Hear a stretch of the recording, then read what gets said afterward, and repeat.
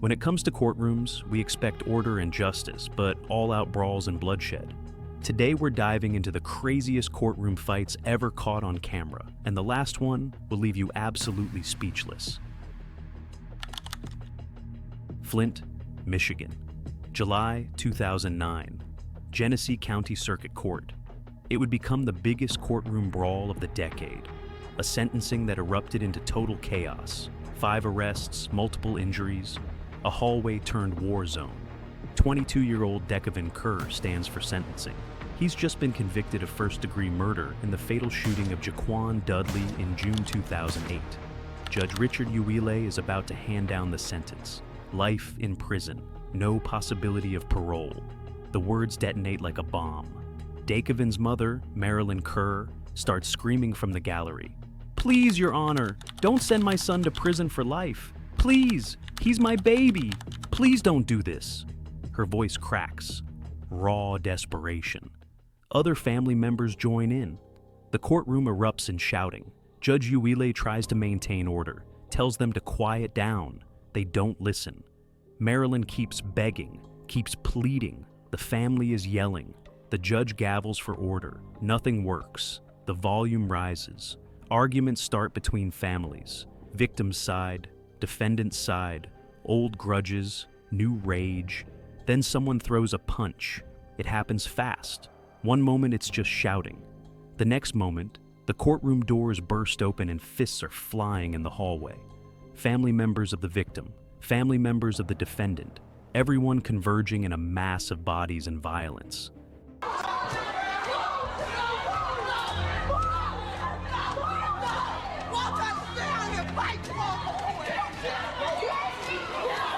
The brawl explodes. Punches are thrown. People are shoving, screaming, grappling. Deputies rush to break it up, but the fight is spreading. Marilyn Kerr is in the middle of it, swinging at anyone near her. So is Decavin's sister, Anquinette. DeMonte Lockett is throwing punches. Rashad and Rashid Nixon are attacking people on both sides. It takes multiple deputies to restore order. The brawl lasts several brutal minutes. Bodies slamming into walls, fists connecting with faces, blood, chaos. Over a dozen people involved. When it's finally over, 5 people are arrested on the spot. Marilyn Kerr, Anquinette Kerr, DeMonte Lockett, Rashad Nixon, Rashid Nixon, all charged with resisting and obstructing officers, each facing up to a year in jail. A 6th participant is charged separately with disorderly conduct, pleads guilty weeks later. By November 2009, all 5 plead guilty. The Nixons are sentenced January 25, 2010. The rest on January 19th. News outlets across Michigan cover the story. Biggest courtroom brawl in recent memory. Security footage shows the mayhem. Deputies overwhelmed, families attacking each other. A courthouse descended into chaos. Decavin Kerr, the man whose life sentence sparked the violence, remains in prison. His mother's pleas didn't change anything. The brawl didn't change anything. He's serving life without parole for murder. His mother begging the judge for mercy. The massive hallway brawl that sent 5 people to jail. A reminder that when emotions run high and stakes are life or death, the thin veneer of courtroom civility shatters in seconds. Mobile, Alabama, 1992, Circuit Court. James Douglas Gonzalez stands before Judge Kittrell waiting for the verdict. He's accused of murdering 18-year-old Matthew Hall outside a Motel 6. The case has gripped the community for months. The crime happened when Hall was at the motel with friends. An argument erupted between Hall and Gonzalez, who was sitting in his parked car outside. Words were exchanged, the confrontation escalated, then Gonzalez pulled out a gun and shot Hall, killed him right there in the parking lot. Gonzalez claimed self-defense, said Hall started the fight. That Hall slapped him first. A witness testified they saw Hall's hand going into Gonzalez's car window through the open glass. The trial was contentious. Hall's family filled the courtroom every single day. His brother, his father. Watching the man who killed their son and brother sit at the defense table, claiming he was the victim. Now it's verdict day. Half a dozen officers are scattered around the courtroom. The tension is palpable. Everyone can feel it. The bailiffs are positioned strategically. They're expecting an emotional reaction no matter which way the verdict goes. The jury files in. The foreman stands, reads the verdict, not guilty of murder, guilty of criminally negligent homicide, a misdemeanor, maximum sentence, 1 year. Hall's brother sits frozen in his seat. 1 year? The man who killed his 18-year-old brother gets 1 year. Not murder, not even manslaughter. Criminally negligent homicide. He can't take it. He explodes from his seat, vaults over the wooden barrier separating the gallery from the defendant's area. His body crashes into Gonzalez, fists flying, punching, hitting, all the rage and grief pouring out in a torrent of violence.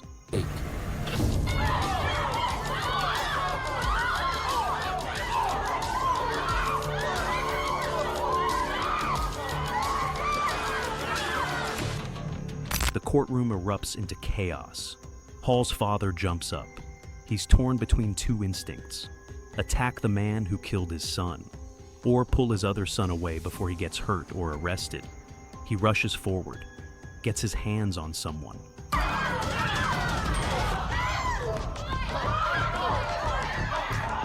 Officers are already moving in. One officer grabs Hall's brother in a headlock, drags him backward. The brother is still swinging, still trying to reach Gonzalez, still screaming. More officers flood in. They separate everyone, pin Hall's brother to the ground. His father is pulled away. Both men are handcuffed. Gonzalez is rushed out of the courtroom. No serious injuries, just bruises. His family sits in the gallery crying, relieved he's not seriously hurt, devastated by the verdict and the chaos. Judge Kittrell restores order, sentences Hall's brother and father to 5 days in jail for contempt of court and the violent outburst. They spend one night behind bars, released the next day. James Douglas Gonzalez is sentenced to 1 year in prison for killing Matthew Hall. He'll serve his time and walk free. Hall's family got to watch the man who killed their son receive a slap on the wrist. 1 year for taking a life. And when they reacted with the rage and grief any family would feel, they were the ones who ended up in handcuffs. Cynthiana, Kentucky, 2011, Harrison County Circuit Court. Bass Webb has a history, a long, violent history. By the time he appears in court for sentencing, he's already been convicted of trying to run over 2 Bourbon County Jail employees with his car in 2009. Deputy Ryan Barkley and pretrial officer Josh Mason. He tried to kill them in the jail parking lot. Failed. Got arrested. But that arrest opened a door investigators didn't know existed. Surveillance footage from the jail parking lot captured Webb's vehicle. The license plate. The make and model. They started tracking his movements, found his car on other surveillance cameras, gas stations, convenience stores, places near where 2 women had disappeared. Then prosecutors discovered the bodies. Sabrina Marie Vaughn disappeared in 2003. Her skeletal remains found in January 2010 in a shallow grave in Powell County. Webb had strangled her, buried her with his cousin's help. Never spoke of it again until investigators started asking questions. Briar Runewich, Webb's ex-girlfriend. She worked as a corrections officer at the Bourbon County Jail. That's how they met. She broke up with him because of his jealousy issues. Days later, he showed up at her house in the middle of the night, forced his way in, raped her, then beheaded her. Her 2 young daughters were in the house. Webb was arrested trying to run over the jail employees who were investigating Runewich's murder.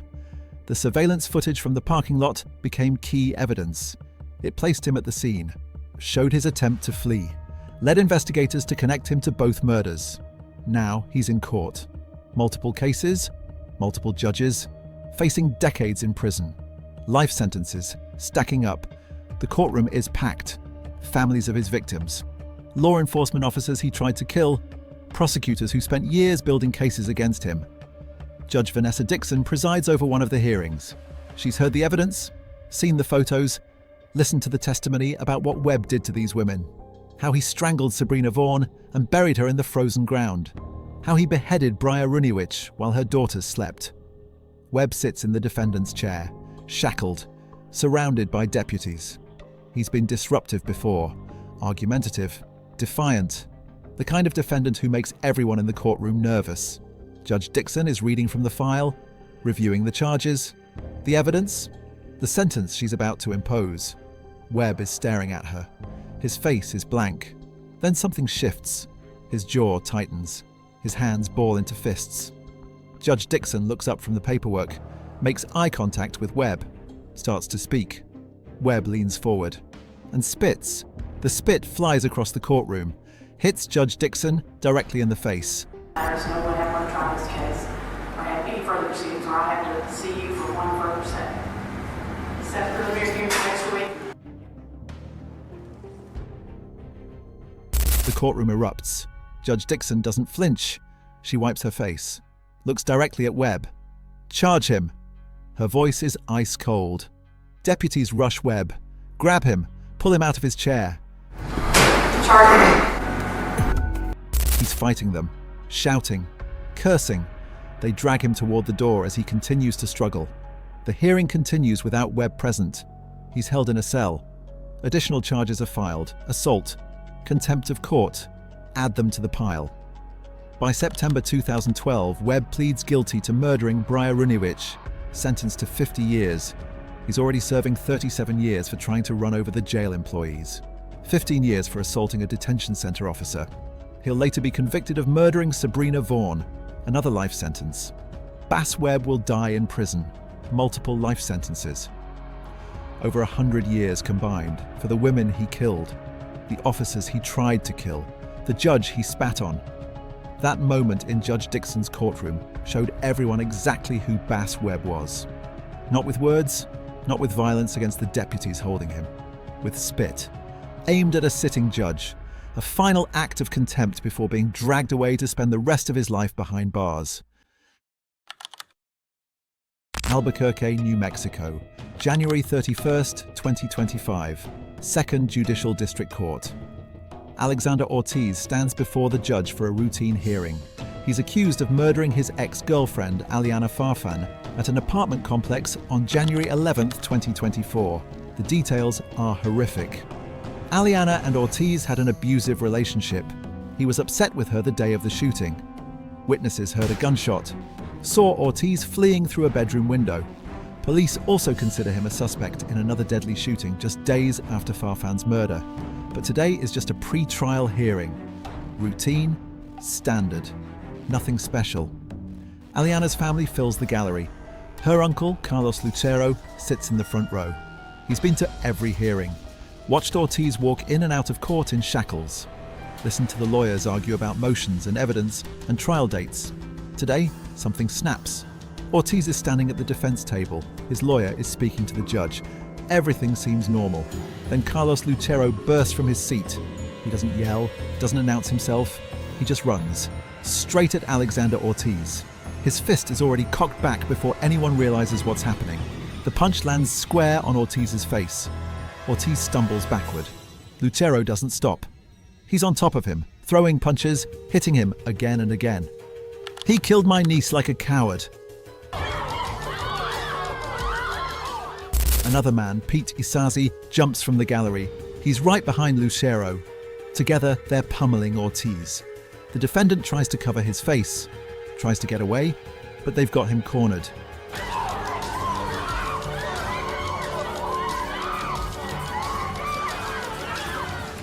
A corrections officer rushes in, tries to separate them, gets punched in the face for his trouble. Then Ortiz's father, Joe Ray Ortiz, explodes from the opposite side of the courtroom. He's not letting his son get beaten without a fight. He rushes in, starts throwing punches at Lucero and Isasi, kicks one of them in the face. Now it's a full brawl. Father fighting for son, uncle fighting for niece. Pete Isasi in the middle, throwing punches at anyone near Ortiz. The corrections officer bleeding. Other family members rushing forward, some trying to help attack Ortiz, others trying to pull their relatives back.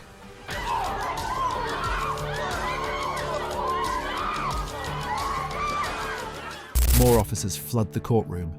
They're grabbing people, trying to separate the fighters, but everyone's swinging, everyone's shouting. The melee goes on for over a minute, bodies crashing into furniture, fists connecting with faces. The courtroom descending into total chaos. One officer draws his taser, points it at the crowd. The red laser dot dances across bodies. Everyone sees it. The threat of the taser is enough. Slowly, officers separate everyone. Lutero is wrestled to the ground, handcuffed, dragged out of the courtroom still shouting. Isasi is cuffed too. So is Joe Ray Ortiz, the father who jumped in to defend his son. Alexander Ortiz is checked by medical staff. Bruises all over his face. Cuts. Blood. Nothing life-threatening. He's led back to his holding cell. The hearing is over. The judge clears the courtroom. Katina Watson, court executive officer at the 2nd Judicial District, addresses the media later. This is just one more incident that we continue to deal with. These are the types of things that we see regularly. Courtroom brawls are regular in Albuquerque. She praises the corrections officer who was punched trying to break up the fight. And he did everything he could to ensure the safety of everyone. Carlos Lutero is charged with battery and assault on a public official. He told deputies after his arrest exactly why he did it. He killed my niece like a coward. It was worth every moment. Worth every moment. Worth the felony charges. Worth the jail time. Worth everything just to land a few punches on the man who killed Aliana. Pete Isasi faces the same charges. His connection to the victim isn't clear, but he jumped into that brawl without hesitation. Threw punches at Ortiz alongside Lucero. Got kicked in the face by Ortiz's father. Didn't care. Joe Ray Ortiz told officers he was just trying to break up the fight. But the video shows him punching and kicking Lucero and Isasi, defending his son from the family of the woman his son allegedly murdered. The video goes viral. News outlets across the country show the footage. The uncle charging the defendant, the second man joining in, the father rushing from the other side, the punches, the kicks, the chaos, the taser drawn but not fired. Just yesterday. This is video that you're going to see, here we go, of two men hopping over the barrier in Bernalillo County Court and going after Ortiz because he's charged for a different murder. They jump the barrier and go after him. At least one of these men is related to Ortiz's alleged victim. Alexander Ortiz's trial continues. The charges stand. Murder. He'll face a jury, but he'll face them with the memory of getting beaten in open court by the family of the woman he's accused of killing. Carlos Lucero and Peter Isasi will also face juries for attacking Ortiz in court, for punching a corrections officer trying to do his job. But in that moment, in those 60 seconds before the officers pulled him off, Carlos Lucero didn't care about consequences. He didn't care about charges or jail time or what the judge would say. He just wanted Alexander Ortiz to feel pain. And for 1 minute in that Albuquerque courtroom, he got exactly what he wanted. Las Vegas, Nevada, January 3rd, 2024. Deober Redden stands before Judge Mary Kay Holthus for sentencing. He's 30 years old, appearing via video from jail on attempted battery charges. He'd been in and out of mental health court, 2 failed attempts. Now he's here for the 3rd time, and he knows what's coming. His lawyer asks for probation, just one more chance. Redden chimes in, his voice steady through the video connection. I know I'm not a rebellious person. I don't want to be standing here. I don't want you to have to, sit up here and waste your time as well, Judge Holthus looks at his record. 3 felonies, a gross, 9 misdemeanors, multiple DVs. Got a lot going on, sir. Battery on a protected person, robberies, attempt home invasion. She's 62 years old, been on the bench for years, seen thousands of defendants. She's not buying it. I appreciate that, but I think it's time that he gets a taste of something else because Prison? She's sending him to prison. For exactly 3 seconds, Redden stands still. The courtroom is quiet. Then something shifts in his eyes. Fuck that bitch! He runs, not toward the door, toward the judge. The 4-foot-high bench doesn't slow him down.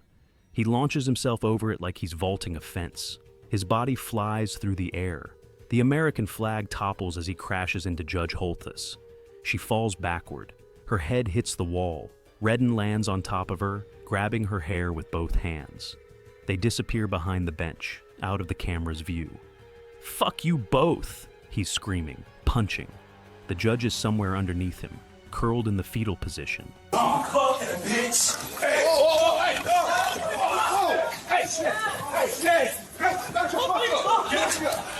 Thinking she's going to die. Michael Lasso, the 27-year-old law clerk, doesn't hesitate. He jumps over the bench. The court marshal is already there. They grab Redden. He's thrashing, throwing punches at anyone within reach. The marshal takes a hit to the face. Blood starts flowing from a gash on his forehead. His shoulder dislocates as they wrestle Redden to the ground. The marshal's panic alarm goes off. 2 other marshals respond. They're sent to the wrong courtroom initially. The fight continues. It takes 6 people to finally pin Redden down. The chaos lasts several minutes. When they finally pull him off, Judge Holthus stays on the floor. She's shaking. Her clerk asks if she's okay. The level of force he used the entire time was superhuman. I don't know. From the time he came through the air and smashed into me, he knocked me literally almost through the wall. She didn't break any bones, wasn't bleeding, but she was convinced in those moments under the bench with Redden on top of her that she was going to die. Redden is dragged out of the courtroom. Judge Holthus is helped to her feet. The American flag lies on the floor. The courtroom is in shambles. In the aftermath, someone asks Redden why he did it, why he attacked the judge. I saw nothing but red. I don't remember anything else from that day. But that's not what he told corrections officers right after the attack. According to police reports, he said he'd had a bad day, said he tried to kill the judge. The case goes to trial in September 2024. Judge Holthus takes the stand, describes the attack, the fear, the helplessness. 6 court marshals stand in the courtroom during her testimony. No one's taking chances this time. Redden's lawyer argues mental illness, schizophrenia. Redden wasn't taking his medication.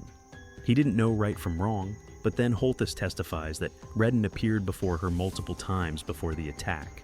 She had no concerns about his competency. She didn't know he was off his meds. After Holthus testifies, Redden suddenly changes his plea, against his lawyer's advice. He pleads guilty but mentally ill to attempted murder. "Did you do that, sir?" Judge Susan Johnson asks him. "Yes." December 10th, 2024. Is sentencing. Redden addresses the court one final time. You all know that I'm not a bad person. I'm not an evil person. I just keep going after me. I see spirits. I hear voices. I've been going through this for over a decade now, really since 2012, you know? Chief Deputy District Attorney Elizabeth Mercer stands up. She tells the court Redden has 12 previous convictions, all involving violence. He has no impulse control. He's incapable of rehabilitation because he doesn't think he's done anything wrong. The only time that he did not commit new crimes was when he was in custody. Judge Johnson looks down at Redden. She doesn't see a mentally ill man who lost control. She sees a violent offender who attacked a sitting judge. It was not just retaliation or an attack on Judge Holthus. It was also an attack on the judiciary. 26 to 65 years in prison. Redden won't be eligible for parole until sometime after 2050. He'll be in his 60s before he even gets a chance at freedom. As he's led away in handcuffs, Redden waves to his family in the gallery. Then he's gone, back to prison, where, according to the prosecutor, he belongs. Judge Holthus returned to the bench. She's still hearing cases. But the 4-foot barrier that didn't stop Deobra Redden remains a reminder that in a courtroom, anything can happen. Even a defendant flying over the bench to attack the judge pronouncing his sentence. Youngstown, Ohio, July 11th, 2019. Mahoning County Court. Dale Williams stands in the defendant's area. He's 62 years old. Today, he's supposed to be sentenced for murdering his ex-girlfriend, Elizabeth Pledger Stewart. In June 2017, Williams executed his plan with cold precision. He waited over 45 minutes for Elizabeth to drive by him on Market Street on her way to work. When she passed, he ran her off the road, got out of his car, and shot her dead. He confessed to everything, pleaded guilty to avoid trial. Now he's facing 23 years to life. 62-year-old Dell Williams was back at the Mahoning County Court this morning, and he was just sentenced 20 years to life with an additional 3 years for gun charges for the shooting and killing of his ex-girlfriend, Elizabeth Pleasure. The courtroom is packed with Elizabeth's family. Her daughter is about to read a victim impact statement. She stands, walks to the podium, opens her notes. Before she can speak a single word, her brother Jerome Stewart explodes from his seat. He's wearing blue jeans and a black t-shirt. He leaps over the wooden table separating the gallery from the defendant's area. His hands reach for Williams. Another brother, Anthony Dees, in orange pants and an orange shirt, runs around the table from the other side. Both men converge on Williams simultaneously. Jerome grabs Williams' foot, drags him out of his chair. Williams hits the floor hard. Both brothers are on top of him instantly, fists flying, punching, hitting. All the rage of losing their mother pouring out in a torrent of violence.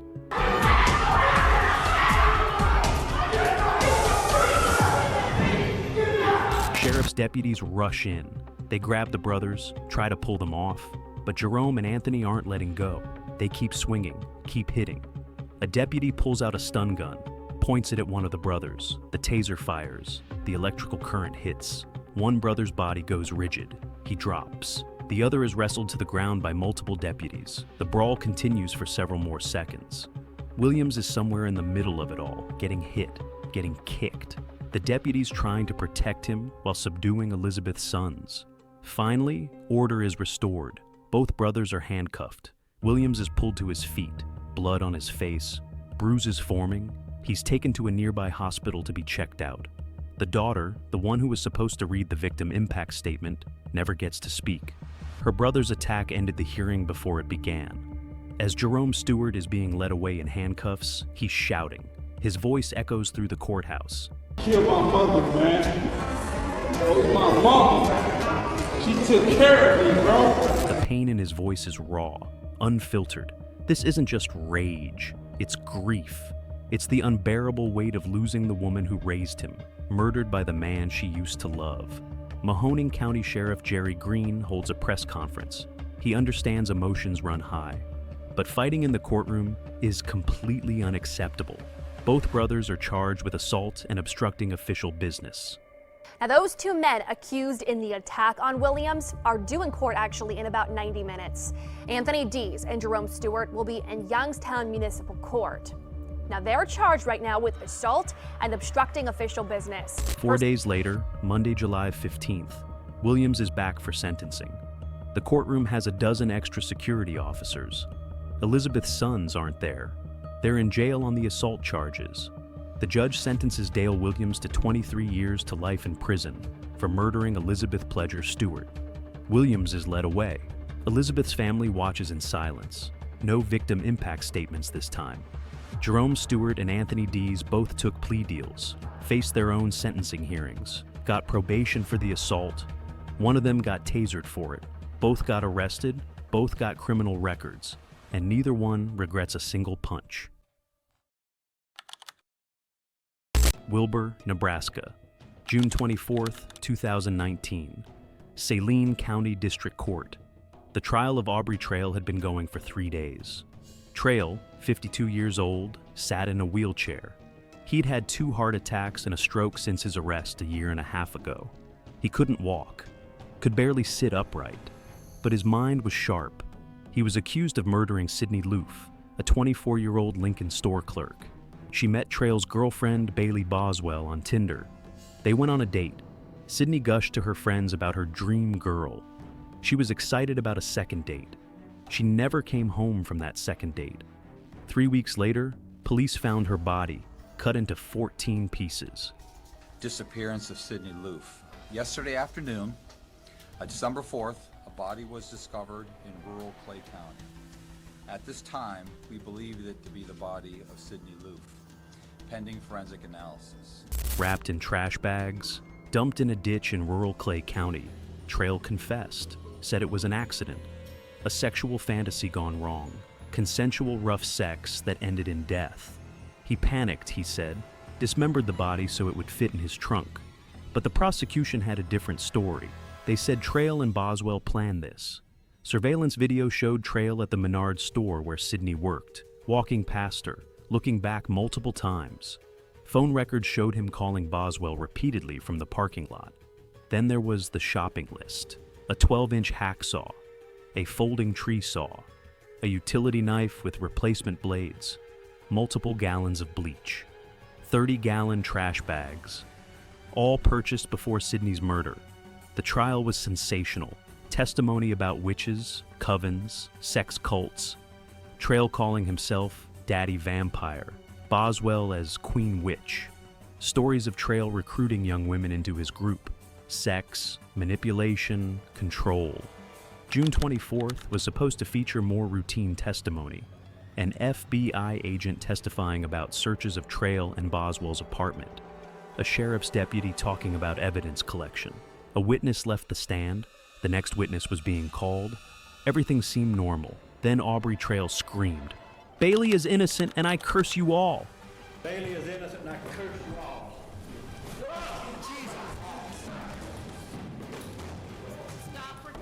His hand moved to his neck. He was holding something, a razor blade, smuggled from his jail cell, hidden on his body. Somehow he got it past security, past the metal detectors, past the guards who searched him. He slashed. Once. The blade cut deep into his throat. Blood spurted. Twice. Another cut. More blood. 3 times. 4 times. The blade moving across his neck in quick, deliberate strokes. He was trying to sever his carotid artery, trying to bleed out right there in the courtroom. Blood poured from his neck, gushed down his shirt, pooled on the floor. He collapsed out of his wheelchair, hit the floor hard. His eyes rolled back. "Oh, Jesus!" someone in the courtroom screamed. The jury gasped. People were standing, staring, unable to process what they were witnessing. Deputies rushed forward, grabbed the razor blade from Trail's hand, tried to stop the bleeding, pressed towels against his neck. Blood soaked through immediately. More towels, more pressure. Trail's eyes were closed. His face was pale, gray. He wasn't moving. The blood kept coming. Paramedics arrived, running into the courtroom with equipment, a gurney, medical supplies. They took over from the deputies, checked his vitals, applied pressure bandages, loaded him onto the gurney. Trail's wheelchair sat empty. Blood pooled around it, splattered on the floor, on the walls. The courtroom looked like a crime scene. The jury was evacuated, rushed out a side door. Some were crying, others were in shock. They'd just watched a defendant try to kill himself in open court. Paramedics rushed Trail to the hospital. The courtroom was evacuated. A cleaning crew was called. The trial was suspended. Judge Vicki Johnson was in shock. She'd presided over hundreds of trials, seen thousands of defendants, never seen anything like this. Later that day, Trail's attorney announced that Trail was being released from the hospital. The wounds were superficial. Calculating, the judge would later call them. Trail cut himself, yes. Bled everywhere, yes. But he didn't hit any major arteries. Didn't come close to actually dying. It was a show, a performance, designed to shock the jury, force a mistrial, make himself look mentally ill, paint Bailey Boswell as innocent. "We still think we can get a fair trial," his lawyer said. The judge ordered Trail to wear handcuffs for the rest of the trial. For obvious reasons. She questioned each juror individually. Did the incident affect their ability to be impartial? Can they still give Trail a fair trial? All of them said yes. They could set it aside. They could focus on the evidence. But Trail's defense team knew better. They knew what the jurors saw. Their client screaming about Bailey's innocence, slashing his own throat, collapsing in a pool of blood. Blood everywhere. The screams, the chaos. How do you come back from that? Trial resumed the next day. Trail was wheeled back into court. A large bandage covered his neck, scars visible underneath.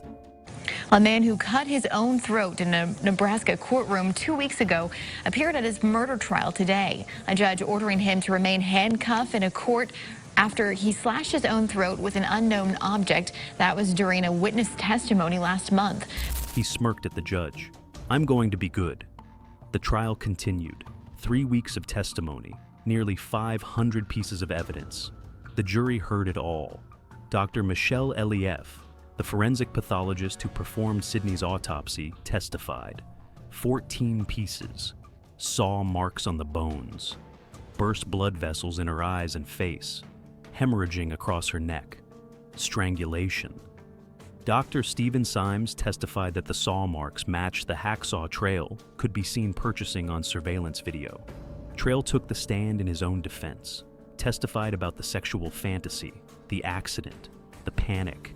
He was crying, emotional, begging the jury to believe him. You can't just make stuff up.